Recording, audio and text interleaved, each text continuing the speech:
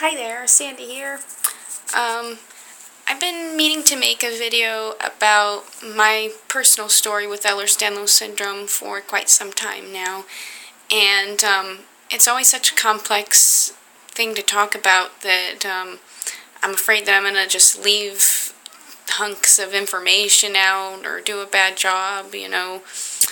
Everybody does such a great job with their videos, giving all the information about what Ehlers Danlos is in the beginning and explaining, everything. But for me, I'm just going to say, if you don't know what Ehlers Danlos syndrome is, Google it, Wikipedia it, and there's a lot of information that can be found online.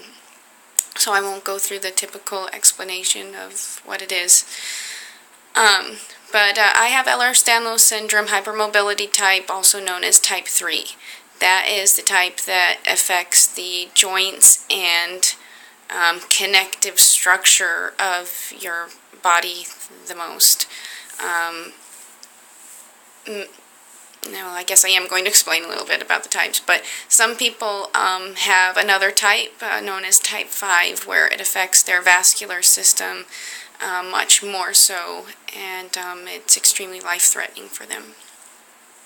So it's important that people learn and become aware of this illness, and also for people who haven't been diagnosed yet. There's a lot of people out there who haven't been diagnosed who don't know what's going on with them, and maybe some of these videos out there can help them. Or for people who do know that they have it, I know that for me, when I got online, finally, got this little gadget and got online, just seeing all the people that also have EDS. I'm sad that they have it too, but there's really value in meeting, or talking with other people who can understand where you're coming from and understand some of the things you go through, and just understand what it's like to have EDS. So anyway, I have EDS type 3. I was diagnosed in 2009, and like most people with EDS type 3, I had a lot of problems all through my childhood, and when it really became very, very bad was right after I had my daughter. I had my daughter in 2008, and after my husband and I had our daughter, I could not lift my legs at all for a while. And right after I gave birth to her, the maternity shower, the step was only like this tall. I mean, it was barely any step there, and I couldn't lift my legs. It was just couldn't lift them. I had to have a nurse come in, lift my legs to get me out at home, get in the bath after having a baby, and, gotta get out. I had to have my husband come in, lift my legs, get me out. At the time, I just thought, well, my hips came out during childbirth, and I'm just taking an extra long time to get them back, and, maybe there's some sort of damage from that. There was always an excuse after an excuse as to why these problems were going on in my body. I was diagnosed with scoliosis, not as severe as many people have it. Some people have it very bad. I guess you'd say compared to that, it was somewhat mild. But one leg is longer than the other, pretty obviously, and I had a really bad hunchback, and I was in 5th grade when it started, or had gotten bad enough for, school nurse or whoever to say, hello, need to check this out to see what's wrong with this kid's hunchback.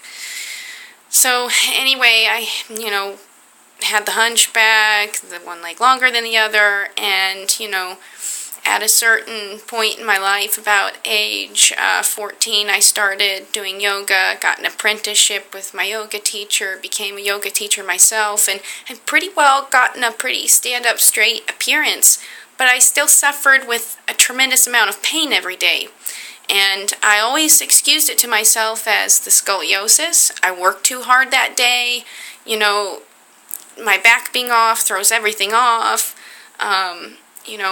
Work, I'm just so tired, I just worked my body too hard, and, but after having my daughter, I really knew something was definitely very wrong.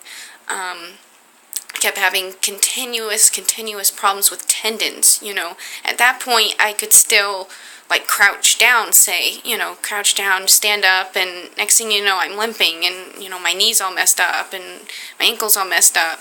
The second job I ever had, I was working in a grocery store, and I was 17, and I start pushing a cart, and I was a cashier, but I went to push a grocery cart out for a customer, and it was a big, heavy grocery cart, and I get on my toes and push, you know, with my weight, push my weight into it, and something goes snap in my ankle, and I had a major ankle problem after that.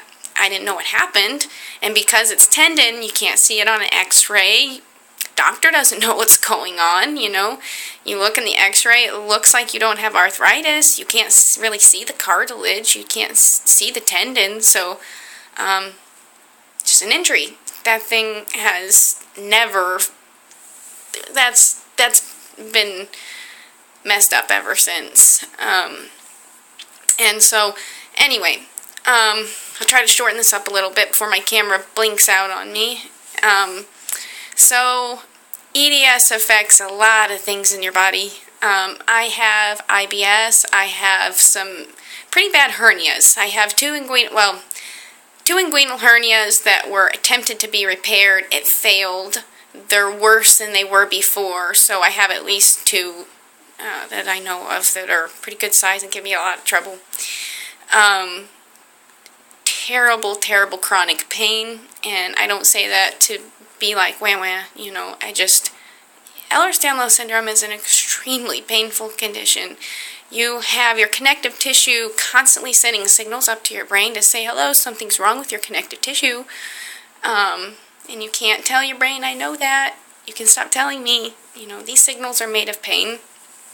And then you constantly have your joints, I can't really show you, but your joints, you know, they come apart when you're walking. Say this is your knees, you know, coming apart. You have a dislocation, come apart. You have just slight sublux. Any of that laxicity causing that stretching, you have nerve fibers that are stretching that aren't meant to be stretched. And that causes a lot of pain.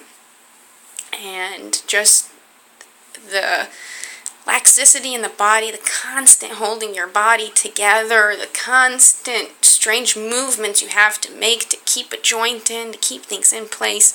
It's only someone with Ehlers Danlos or very close to someone with Ehlers Danlos could comprehend that. So, you know, I have IBS, I have hernias, I have insomnia, I have chronic pain, and a whole host of other issues. So that's a little bit about me and my Ehlers Danlos syndrome. I really enjoy meeting on the YouTube world with other people who have Ehlers Danlos syndrome, and you all inspire me to become more active in the community and become more active in being an advocate and getting the word out there about Ehlers Danlos syndrome. I do have to say I'm a very lucky patient. My doctor is the one, my family doctor is the one who found out that I have Ehlers Danlos syndrome. I had been seeing other doctors who were telling me that there was something wrong with my tendons, that I had weak tendons, weak ligaments, but they didn't know why. They were explaining a process of breakdown, that there was all this extra burden on my body and I had some sort of tendon ligament problem, but no one ever said Ehlers Danlos syndrome. No one ever said why. I didn't know what was wrong with me, and my doctor figured it out pretty quickly. Lots of tests, lots of rule-out tests, lots of seeing specialists and other doctors and all of that. And but I have a very wise doctor who is doing what he can for me, you know. And what more can you ask for? So I guess I'll end it there, and if you have EDS and want to leave me a message or want to talk about it, leave a comment. Bye.